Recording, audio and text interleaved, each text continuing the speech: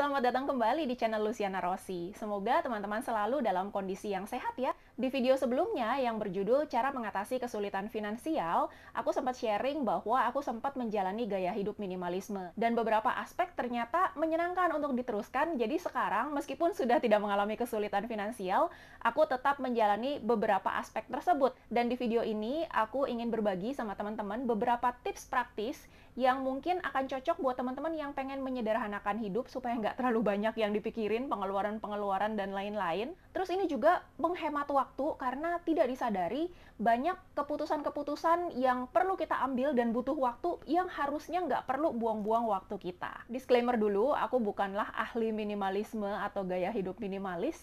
Aku juga belum baca bukunya Marie Kondo yang dari depan sampai belakang. Aku cuma dengerin beberapa video-video dia aja di YouTube. Dan aku praktekin, dan ternyata memang beberapa hal itu menyenangkan untuk dilanjutkan. Nah, paling gampang adalah lemari pakaian. Sebagaimana layaknya seorang wanita, biasanya bajunya banyak banget kan. Jadi dulu itu lemari baju ini isinya tuh penuh semua. Penuh ke atas, kiri kanan semua penuh. Sehingga kalau cucian baru aja selesai, mau masuk ke sini tuh aduh sampai susah banget, sampai ini perlu digempet-gempet gitu. Nah, kemudian aku belajar dari Marie Kondo itu untuk nyortir-nyortir mana yang mau dipertahankan, mana yang enggak. Dan sebagian besar akhirnya sudah out dari sini. Nah, sekarang bahkan lemari ini yang tadinya aku pakai sendiri, sekarang bisa sharing sama my husband. Gitu. Terus, oh ya tips juga, dulu aku baju itu segala macam warna ya. Sampai disusunnya color coded gitu, kuning, gradasi sampai orange, sampai merah, sampai dan seterusnya deh, pokoknya warnanya udah kayak pelangi. Dan akhirnya jadi ribet sendiri karena banyak yang mesti di-matching-matchingin. Terus sepatu, tasnya juga mesti di-matching-matchingin. Nah, sekarang majority aku bajunya itu udah pilih satu warna aja, hitam aja. Ini hitam semua. By the way, ini sharing sama Alvin juga, sama my husband. Jadi kayak ini couple-couple gitu. Jadi ini udah gabungan. Cuma sekarang kalau beli baju udah nggak pakai mikir warna apa, udah pasti warnanya hitam. Dan basically my husband udah duluan mempraktekkan gaya hidup ini. Jadi ini kaos dia, t-shirt dia udah lumayan lama juga. Dia sekali beli tuh 6. Setengah lusin ya. Sekali beli 6 modelnya sama semua gitu. Kayak gini. Hitam semua, udah v-neck semua. Udah sekali beli 6 gitu. Jadi kan nggak pusing mikir besok pakai baju apa, matching-matchingin sama tasnya, sama sepatunya dan lain-lain gitu. Nah, akhirnya aku juga ikutin. Cuma kalau cewek kan sekali beli 6 kayak nggak ganti-ganti banget kan. Jadi kalau aku sih masih ada model-modelnya, beda-beda model gitu. Ada yang tangannya ada bunga lah, ada yang lehernya ada variasi lah. Pokoknya ya intinya hitam aja supaya nggak perlu pusing matching-matchingin gitu. Sepatu banyak banget, dan akhirnya sepatu-sepatu yang warna-warni yang berapa pasang itu akhirnya banyak yang dijual-jualin, laku lagi. Nah, kemudian kok masih ada yang nggak hitam di sini? Ini yang memang dari dulu udah ada. Jadi dulunya ini isinya blazer semua, karena aku sempat jadi wanita karir ngantor, jadi pakai blazer semua. Sekarang blazernya udah banyak yang dijual-jualin pre-love gitu di marketplace. Yang aku pertahankan hanya beberapa, hanya satu hitam. Tadinya ada banyak hitamnya. Satu hitam, satu abu-abu, terus coklat, kuning, broken white, sama putih. Udah, itu aja. Yang lain-lain, oh ini yang colorful ini aku pecinta batik tulis, jadi ini ini sayang sih. Sisanya itu yang memang aku udah nggak pakai dan masih bagus-bagus. Itu ada yang aku donate, ada yang aku bagi-bagi ke teman-temanku, tapi yang lainnya ada juga yang aku jual-jualin gitu dan laku sih. Itu ini baju wedding, jadi kayaknya nggak dijual. Baju waktu wedding ini punya Alvin yang satu set juga nggak dijual gitu. Jadi sekarang jauh lebih simple, jauh lebih leluasa. Kalau mau milih tuh enak gitu. Dulu tuh padet banget sampai susah banget bukanya, tapi sekarang oke lah, bisa lebih leluasa. Terus semua rata-rata sekarang hitam-hitam kalau yang beli-beli baru, jadi nggak pusing mikirin warna apa, kecuali yang memang sudah ada ya, kayak scarf itu memang udah ada dari dulu, jadi ya udah diamin aja gitu. Gimana dengan tas-tas? Kalau tas aku memang belum jual-jualin karena nggak tahu kenapa memang suka sama tas. Jadi kalau tas itu masih banyak, masih ada di 2 box ini. Nah, cuma sekarang jadinya lebih sering pakai simpel-simpel aja. Hari ini kebetulan mau keluar, aku paling bawa satu tas ini, tas Doraemon yang isi segala macem. sama satu tas laptop. Hari ini aku ada kelas mau belajar digital marketing, jadi harus bawa laptop. Udah kayak gitu aja, dan ini aja ternyata jauh lebih enak daripada pakai tas-tas yang branded. Kenapa? Karena ringan, terus apa ya, lemes gini, jadi dipakaiinnya nyaman, terus muatnya banyak juga, dan kita nggak berapa nyesek gitu kalau dia penyok atau kotor atau kenapa gitu ya. Kalau yang branded malah jadi pusing kan pada saat make. Nah, apa aja sih yang dibawa? Ya simpel-simpel aja. Payung, just in case hujan. Sedia payung sebelum hujan kan katanya. Nah, ini nggak banyak aneh-aneh kok.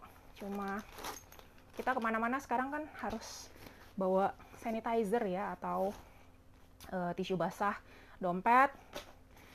Nah, dulu dompet tuh sampai warna-warni, tas warna-warni, sepatu matching juga warna-warni. Bayangin uang yang kita harus keluarkan untuk segala macam itu. Padahal kan ya itu sih buat selera-selera aja ya, tapi sebenarnya nggak harus kan. Kalau memang kita pengen meminimalkan biaya hidup kita, nggak banyak pengeluaran untuk yang nggak perlu, ya yang paling gampang ya udah pilih aja salah satu warna gitu. Ada yang suka pilihnya putih, aku lihat kayak di Jepang lah, di beberapa negara suka putih semua. Nah, cuma kalau aku pengennya yang nggak terlalu kita pusingin ya. Kalau beli putih tuh, misalnya baju kita beli putih, terus pada saat nyuci kita takut nanti laundrynya bersih apa enggak gitu kan, kepikiran kelunturan apa enggak gitu. Nah, tapi kalau sekarang aku udah nggak mikirin gitu lagi, kayak beli hitam semua, ya udah mau luntur apa hitam gitu.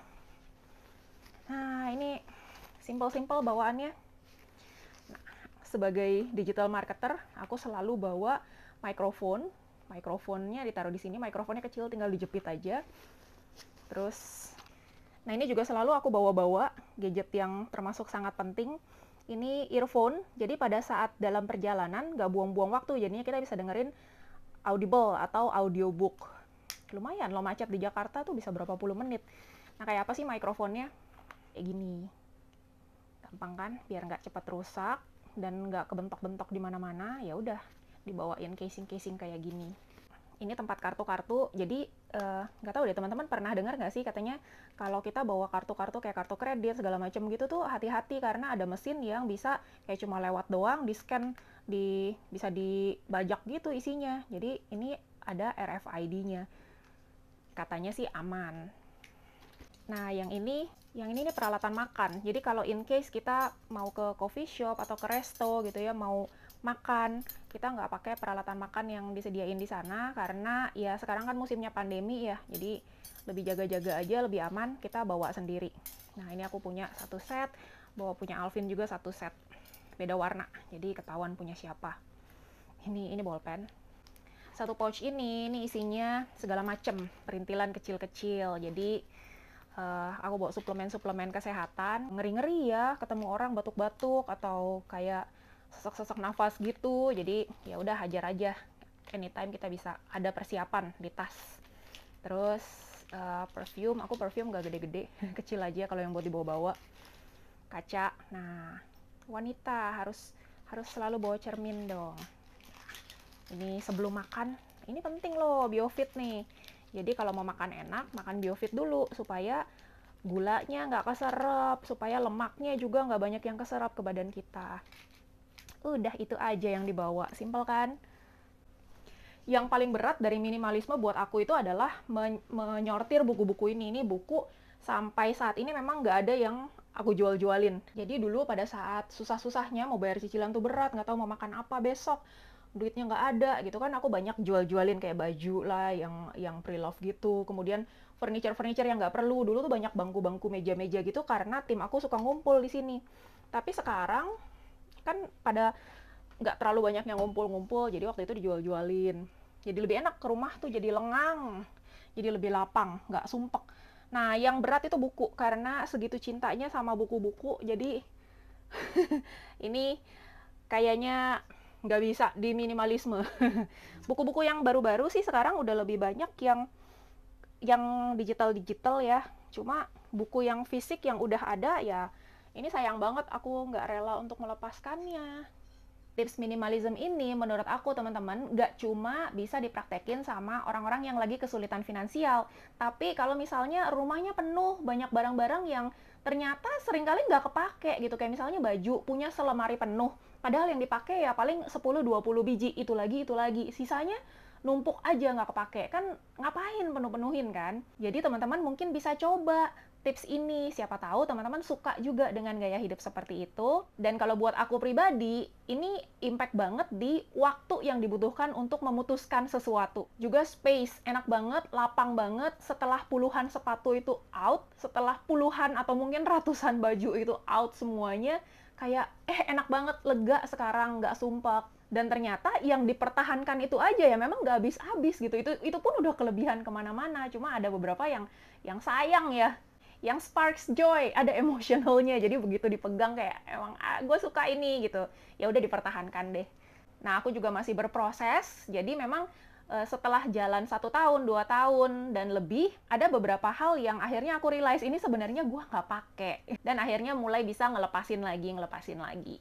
Oh iya, prosesnya itu nggak perlu seharian langsung diberesin dari ujung ke ujung ya, karena nyortir barang itu juga menurut aku lumayan makan waktu. Tapi setelah selesai itu memang enak banget, jadi worth it. So, semoga tips ini bermanfaat buat teman-teman, dan silakan teman-teman coba. Kalau sudah dicoba, silahkan share di komen apa rasanya, terus apa yang works dan apa yang nggak gitu works buat teman-teman. Kayak misalnya aku yang nggak gitu works adalah buku, aku nggak bisa minimalisme, sama tas aku macam-macam warna-warni, itu aku juga terlalu emotionally susah ya untuk dilepaskan. Aku tunggu ya komen dari teman-teman. Terima kasih udah nonton dan sampai jumpa di video yang berikutnya. Bye-bye.